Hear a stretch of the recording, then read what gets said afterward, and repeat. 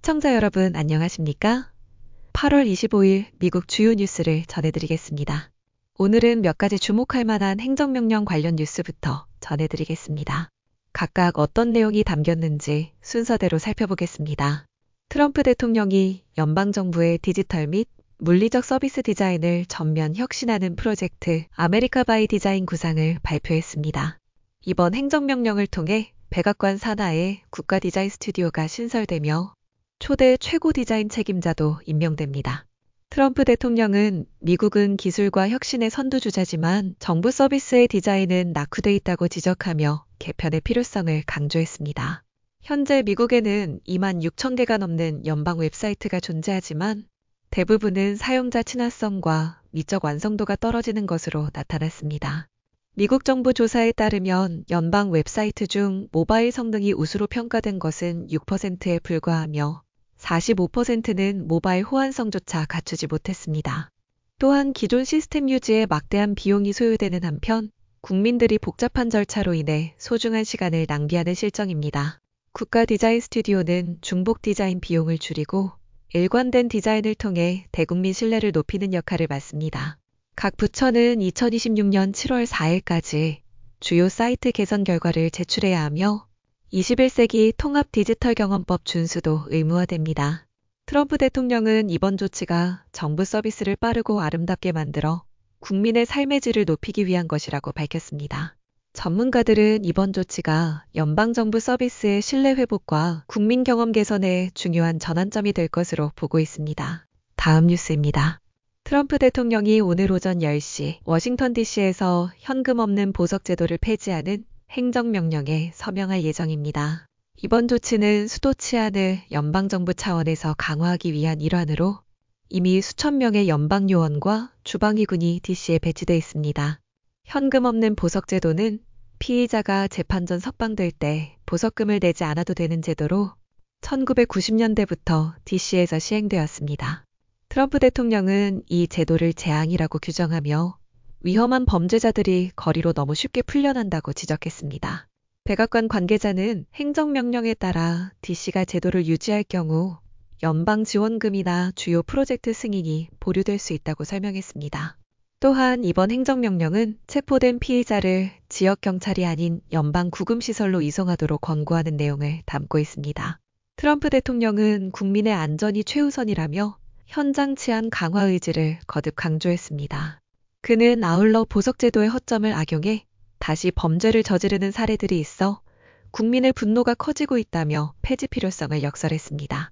장기적으로는 의회를 통해 전국적으로 현금 없는 보석제도를 금지하겠다는 계획도 밝혔습니다. 트럼프 대통령은 특히 뉴욕과 시카고 등 대도시를 사례로 들며 강력한 치안 정책이야말로 국민이 원하는 것이라고 강조했습니다. 다음 뉴스입니다. 트럼프 대통령이 볼티모어의 치안 상황을 강하게 비판하며 연방정부 차원의 개입 가능성을 거듭 시사했습니다. 대통령은 소셜미디어 트루스 소셜을 통해 볼티모어는 범죄로 통제 불능 상태라며 필요하다면 주방위군을 투입해 빠르게 치우겠다고 밝혔습니다. 그는 메릴랜드 주지사 웨스무어가 진정으로 도움을 원한다면 워싱턴 DC에서와 같이 병력을 보내 정리할 것이라고 덧붙였습니다. 트럼프 대통령은 최근 워싱턴 DC에 배치된 주방위군을 예로 들며 단 일주일 만에 살인과 범죄가 사라졌다고 주장했습니다. 이어 그는 볼티모어도 같은 수준으로 정리될 수 있다며 주지사가 불평만 할 것이 아니라 범죄와 싸우는 데 집중해야 한다고 지적했습니다. 이에 대해 무어 주지사는 대통령은 책상 뒤에서 도시를 공격하기보다 주민들과 거리를 함께 걸어야 한다고 반박했습니다. 무어 주지사는 취임 이후 메릴랜드 전역의 살인사건이 20% 감소했고 볼티모어에서는 올해 상반기 총격 사건이 두 자릿수 비율로 줄었다고 강조했습니다. 트럼프는 무어 주지사의 치안 성과 발표에 대해 통계를 조작하는 것일 뿐이라며 볼티모어의 실상은 전국 최악 수준이라고 반박했습니다. 트럼프 대통령은 범죄 문제 외에도 프랜시스 스콧 기교량 재건 지원금에 대해 무어 주지사가 성과 없이 불평만 한다면 연방 자금 지원을 재검토할 수 있다고 경고했습니다. 그는 국민이 원하는 것은 안전이며 이는 현장에 있는 군과 경찰의 확실한 힘으로만 보장된다고 강조했습니다. 대통령은 민주당 주지사들이 범죄 문제를 외면하고 있다고 비판하며 미국 대도시의 안전을 위해 필요하다면 어디든 군을 투입할 준비가 돼 있다고 밝혔습니다. 트럼프 대통령의 이번 발언은 지방정부가 해결하지 못한 치안 문제를 연방정부 차원에서 직접 정리하겠다는 강력한 의지를 보여주는 것으로 평가됩니다. 다음 뉴스입니다. 이재명 대통령이 오늘 백악관에서 트럼프 대통령과 첫 정상회담을 가질 예정입니다. 백악관 일정에 따르면 양국 정상은 현지 시각 낮 12시 백악관 입구에서 공식 환영 인사를 나눈 뒤 12시 15분부터 오벌 오피스에서 양자회담을 갖습니다. 이어 12시 45분에는 내각 회의실에서 오찬 회담이 예정돼 있으며 군사동맹의 방향성과 3,500억 달러 규모의 대미 투자안 세부 조율이 핵심 의제로 오를 전망입니다. 이번 회담은 트럼프 행정부가 강조하는 동맹 현대화, 즉 주한미군의 전략적 유연성 확대 요구와 맞물려 한미 안보 협력의 성격에 중요한 변화를 예고하고 있습니다. 트럼프 대통령은 한국의 국방비 분담금 추가 인상과 함께 주한미군이 중국 대만 유사시에 즉각 활용될 수 있는 체계 개편을 요구할 것으로 알려졌습니다.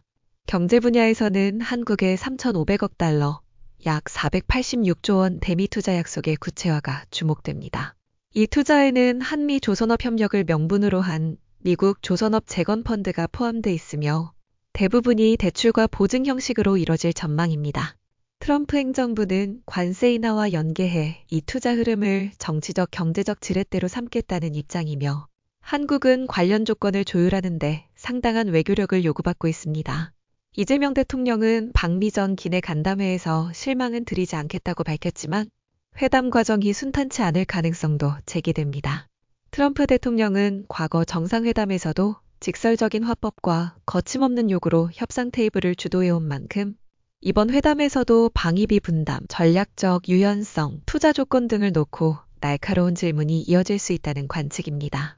회담 결과와 구체적 협의 내용은 정상회담 종료 이후 별도 유튜브 포스트 형식으로 전해드리겠습니다.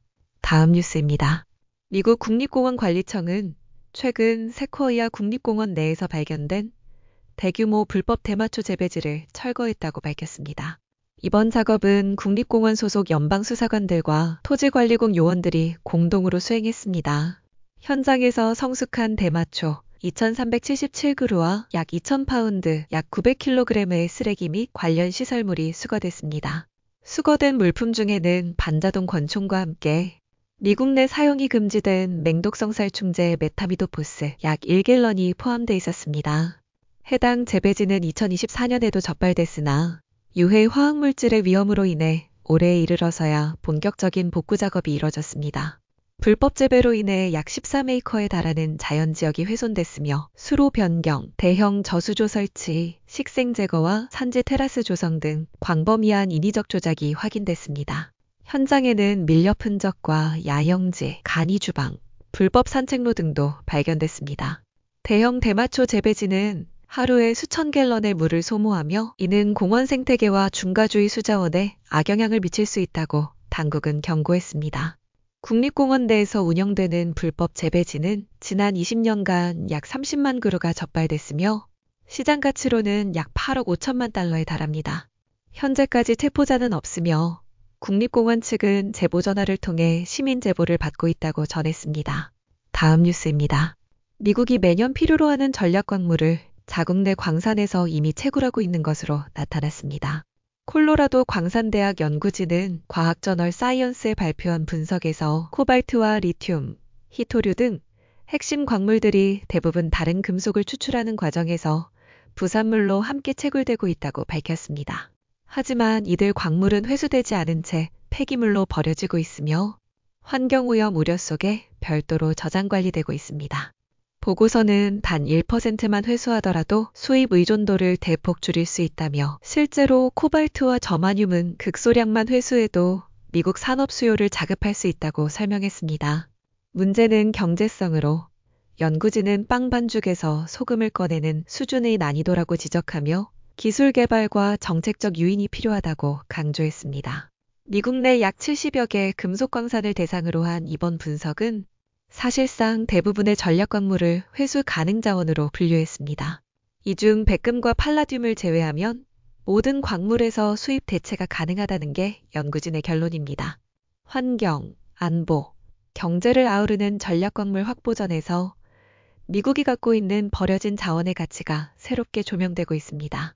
다음 뉴스입니다.